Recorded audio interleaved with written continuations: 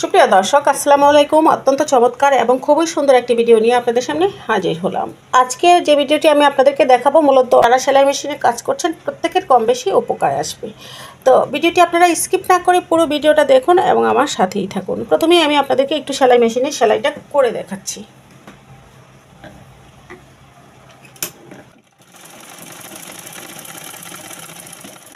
এই যে সেলাইটা করছি, দেখুন সেলাইটা একদম সোজা সেলাই হয়।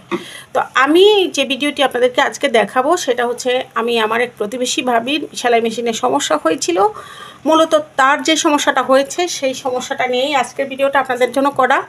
তো সেলাই করার সময় তার হচ্ছে এই যে সেলাইটা ঠিক এইভাবে বেঁকে যায়, অর্থাৎ সেলাইটা সোজা না যেয়ে ঠিক এরকম এরকম এরকম হয়ে আসে। যতই উনি টেনে টেনে সোজা করুক, এরকম বেঁকিয়ে যায়।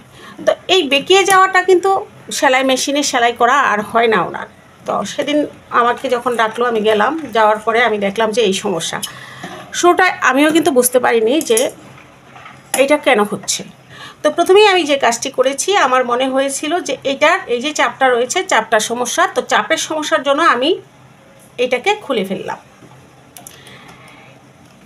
এই পার্টসটাকে আমি খুলে এই চাপটাকে আমি একদম টাইট করে পরিষ্কার করে আবার টাইট করে বসিয়েছিলাম। তো বসানোর পরে দেখলাম যে না, এটা আমার চাপের সমস্যা না। তো চাপটা কিভাবে খুলতে হয়, এই যে দেখুন, খোলা খুব সহজ। তো আপনাদের যদি এই চাপের সমস্যা হয়, আপনারা ঠিক এইভাবে চাপটাকে খুলে আবার লাগিয়ে নেবেন।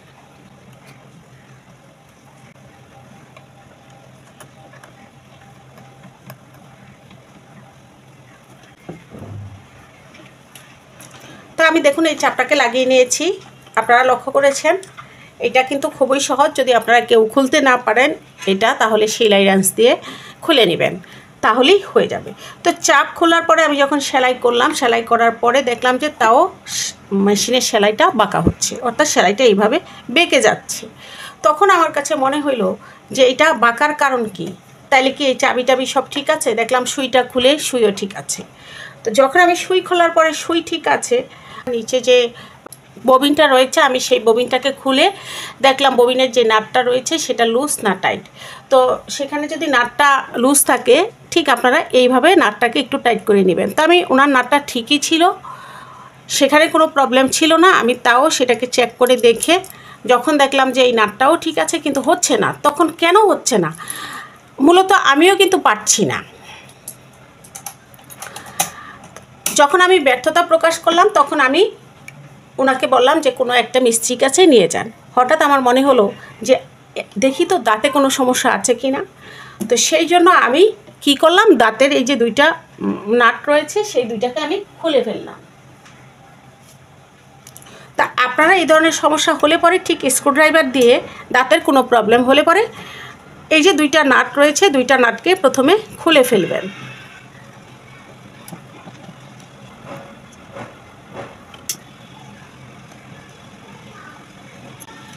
তা আমি নাট দুইটাকে খুলে এই প্লেটটাকে সরিয়ে নিলাম। সরিয়ে নেওয়ার পরে দেখুন এই জায়গাটায় কি পরিমাণ ময়লা লেগে আছে, দাঁতের এই সাইডগুলো পরিষ্কার করে নেবেন। একটু জুম করে আপনাদেরকে দেখালে বুঝতে পারবেন যে আমার দাঁতের এই জায়গাটায় একটু সমস্যা রয়েছে। লক্ষ্য করেছেন এই যে আমার সেলাই মেশিনের যে দাঁত রয়েছে, এই যে দেখুন এইখানে একটা নাট আছে, উঠে আছে। ঠিক বাবির এই পাশে যে নাটটা রয়েছে, এই নাটটা হচ্ছে উঠেছিল। এই নাটটা দুইটা নাটই ওনার হচ্ছে লুজ হয়েছিল, যার জন্য যখনই সেলাই করে এটা হচ্ছে নড়ে। এটা নড়ার কারণে হচ্ছে সেলাইটা দাঁতে নিতে পারছে না, বাঁকা হয়ে যাচ্ছে।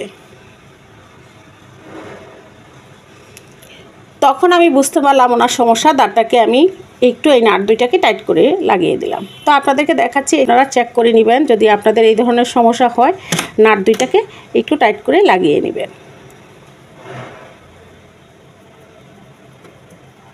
দেখুন আমার এই যে নাটটা রয়েছে এটা কিন্তু উঠে আছে, আমি কিন্তু লক্ষ্যই করিনি। আমার মেশিনে কোনো ডিস্টার্বও দিচ্ছিল না। তো নাট দুইটাকে আপনারা ঠিক এরকম টাইট করে নেবেন। তো আমি নাট দুইটাকে টাইট করে নেওয়ার পরে দাঁতের যে প্রবলেমটা রয়েছে, দাঁতের এই জায়গাটায় একটু পরিষ্কার করে নেবেন, অনেক সময় ময়লা লেগে থাকে। দেখুন এই যে কী পরিমাণ ময়লা আছে, এই ময়লাগুলোকে আপনারা একটু পরিষ্কার করে নেবেন। দাঁতের সমস্যা যখন হয় তখন কিন্তু এই ময়লার কারণেও কিন্তু সমস্যা হয়। তো এরকম পরিষ্কার করে এই যে প্লেটটা রয়েছে, প্লেটটা ঠিক আগের মতো করে একটু বসিয়ে দিবেন। দেখুন প্লেটটা একদম সমানভাবে বসে গিয়েছে। তারপর দুইটা সাইডের যে নাট রয়েছে, নাট দুইটাকে একটু লাগিয়ে নেবেন। তো খুবই ছোট্ট একটি ভিডিও আমি আপনাদেরকে দিলাম, যাদের উপকারে আসবে তারা দেখে নিতে পারবেন এবং নিজেদের মেশিনটা নিজেরাই ঠিক করে নিতে পারবেন। আমার মনে হলো যে আমি যেহেতু এই বিষয়টা জানতে পেরেছি, আপনাদেরকে একটি ভিডিও দেই, আপনাদের হয়তো উপকারে আসবে যাদের এই ধরনের প্রবলেমে থাকে।